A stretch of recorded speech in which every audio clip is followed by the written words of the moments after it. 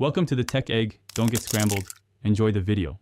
You have your images and a wrapper. Now apply classes so you can style them consistently.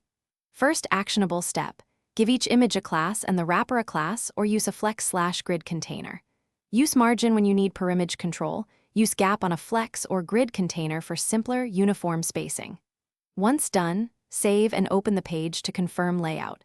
Make sure to inspect with developer tools to check default browser margins that might affect spacing. Now add CSS.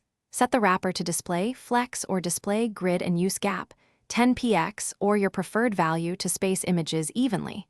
If you need different spacing per image, target the image class and use margin right or margin bottom. Also set img display block to remove inline image descender whitespace.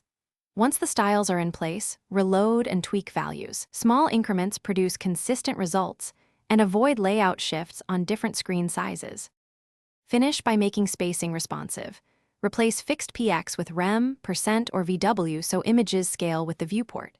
If unwanted whitespace persists, temporarily set the wrapper font size. 0, then restore readable text within children. Once done, test in multiple browsers and at multiple widths. If spacing still fails, inspect for inherited margins on surrounding elements and reset with margin, 0, or box sizing adjustments.